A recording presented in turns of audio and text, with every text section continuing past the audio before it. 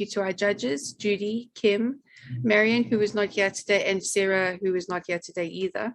Thank you for taking the time to judge and be here to present.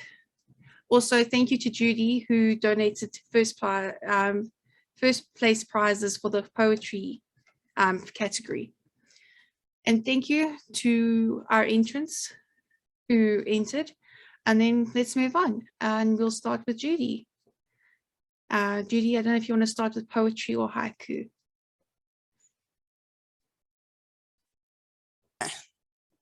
All right, can everybody hear me? Yes. Okay, I've got a little bit of a general introduction and then I'll move from the haiku to the poetry, Megan. Awesome.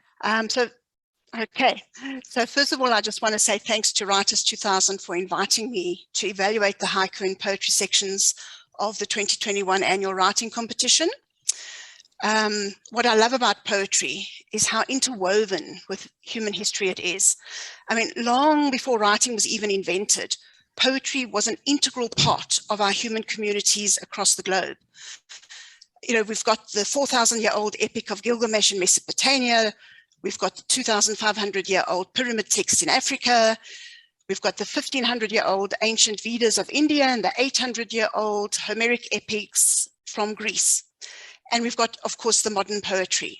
And throughout all the ages, poetry has captured oral history and genealogy, law and philosophy, love, life, death, and all aspects of human life and community.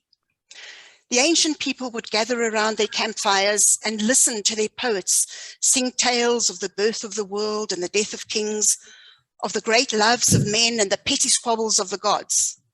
Poetry helped our ancestors make sense of their world, to understand their place in it, and poetry offered them visions of hope and how to tap into the strength of the human spirit. But what saddens me about poetry is that, as captivated by poetry as the ancients were, in today's world, poetry and its audience have drifted apart. I was therefore delighted to receive so many entries in both the haiku and the general poetry section for this year's annual writing competition. And I wasn't disappointed. These poets are still doing what the ancient poets did. They are using poetry to make sense of the world we live in. They're showing us how to live and love, how to grieve, how to dance, and sometimes even how to face death and the loss of loved ones. All entries, once again, were of a high standard, and my subjective response is in no way a reflection of any of the poems or haiku. Give 6 judges the same poem, and every judge will react differently. Even the same judge may react differently to the same poem on a different day. So I'd like everybody to take away the fact that any suggestions I make in the evaluation sheets that you'll receive from Shirley after today's meeting are just that. They are merely suggestions meant to give you an option to look at your poem or your haiku in a different way. And always remember that rather than just simply agreeing with the evaluator's comments, trust your own poetic vision and work on creating the best possible version of your verse, because after all, it's your vision, it's your poem. So as far as the haiku go, although some of the haiku I didn't relate to very well, for example, you know, I don't have children, I'm not very maternal. So any art form, whether it's poetry, prose, movies, that's to do with children, birth, you know, childbirth, grandchildren, it doesn't really resonate on me, or dogs. I'm a cat person. So, you know, subjects that are not my interest don't resonate with me on the same level that, say, a poem about a cat would. But you know, although that would obviously affect my subjective view of the haiku, I want you to all remember that if your haiku didn't make it into the top few, take that not so much as a reflection on your verse, but of the way my perceptions affect my evaluation criteria. So without further ado, I'd like to just say that the top 3 places in the haiku competition were shared between 4 exceptional haiku. In joint 3rd place, We have Wind by Celebration and False Promises by Dreamscape. Right. Can I give the names Yes, of those? go ahead, Shirley. Go ahead. So Wind is Carol Ann Nelson, and False Promises, Leah Fitzpatrick. Well done to Carol and Leo. They were both beautiful haiku. The use of language in Wind was very good. The description of the impish light really stood out. While in False Promises, the title added great tension to the haiku, as did the image of the thirsty sand. In second place, we have The Delightful Winter by Frozen Feet. Shirley? And that is also Carol Ann Nelson. Well done, Carol. I obviously connected with your poetic voice. In Winter, there was a sidestep from the image of the sun as yellow as butter to the taste of melting butter on hot toast. And I found this quirky and fun and sensuous. And this is what added to my enjoyment of Winter. Now, ta-da, narrowly pipping Winter to the post. The first place haiku was sophisticated. It had a title that layered tension into the haiku. There were two distinct images linked by a sudden and shocking final observation, which said so much about the human condition. So hearty congratulations go to Withheld for the 2021 winning haiku, Secrets. And that Shirley? was me. That was me. Congratulations, Shirley. Thank you very much. It was I'm really very excited. Thank you. It was a wonderful, wonderful haiku. It was very, very good. So congratulations on that. Thank you very much. Anyway, it's been mentioned that we've been through quite a tough time in the past 18 months. And considering the tough times that we've been through and how stress and anxiety impacts on the pure flow of creativity, the poems in this year's poetry competition are found to be a fabulous mix of philosophy, creativity, and observation. All of the poems that I read covered a wide range of topics.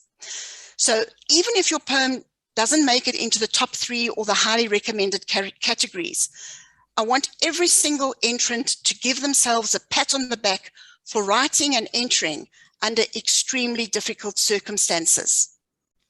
Now, with the general poetry competition, I found the most challenging poems to evaluate positively were those that paradoxically were the strongest in their enthusiasm for their subject. To me, poetry is about seduction. It's about the subtle pull on the sense and imagination of the reader. It's not long-winded prose. It's about the words stark and bare on the page, tugging you gently into the poet's vision.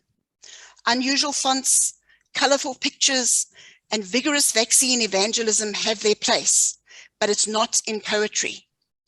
Poetry is unique in the literary genres in that it's the hardest genre to write.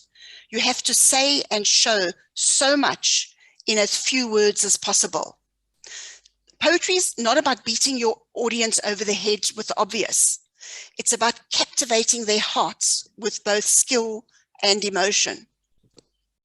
Many poems in the general poetry section of the 2021 competition used both skill and emotion to some degree or another.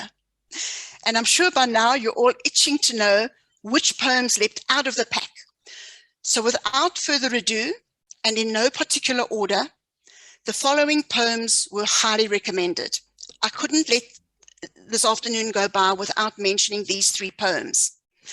So we have The Argument of Light by My Plea, Bread of Life by Try Not to Squeeze It, and Light at the End of the Tunnel by Death Comes for Us All.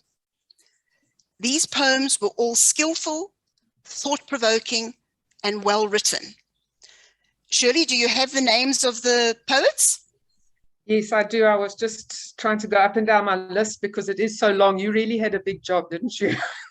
I enjoyed it. It was a pleasure. It was a pleasure. The 3 you mentioned, the first one was The Argument of Light. Yes. That was Lorna Senior. Well done, Lorna. Bread of Life, is that right? Yes. That was also Lorna Senior. Well done, Lorna. And light at the end of the tunnel, Megan Prius.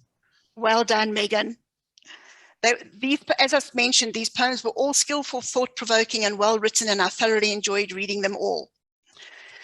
Going into the placed poems, in third place, we have an unusual, exciting poem with a strong end.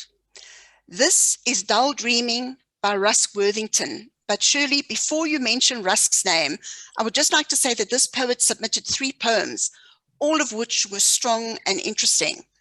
And I thoroughly enjoy this poet's voice. So I'm dying to know who Rusk is. Well, we don't even know who he is because he's a non-member. So all I have is a name. And I'm not sure if I'm going to pronounce his surname properly. Ricardo Maggioli or Maggioli. Very interesting. So hopefully he will become a member.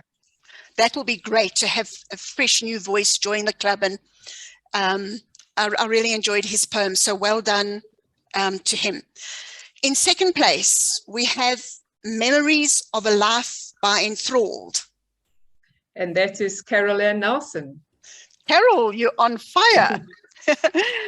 What I found so wonderful about Memories of a Life is that the use of poetic devices such as the alliteration and the beautiful imagery created an emotional and really satisfying poem. So well done on that one. The winning poem was strongly individual, yet it addressed a universal issue that's so prevalent in our modern time with imagination, skill, and compassion. It was a quirky poem, yet it contained a subtle menace that showed how challenging mental health can be. The Bear's Subconsciousness is to me a worthy winner of the 2021 competition. So hearty congratulations to Care Bears for a powerful, clever, and effective poem that also contained a clear poetic voice that shone through the words. Shirley? And that is Megan Prius. Well done, Megan. It was a fabulous poem, very innovative, very imaginative, and also, as I said, with a lot of depth to it. So well done on that. And that's Well done, my Megan. job over. I would just like to thank Writers 2000 and all the entrants. You provided me with some great reading over the past few weeks, and I wish you all well with your future writing of many exciting poems that touch the hearts and souls of all your readers. Thank you. Thank you again for having me. Thank you, Thank Judy. you, Judy. Thank you very much. Thank you. And now we'll move on to Kim.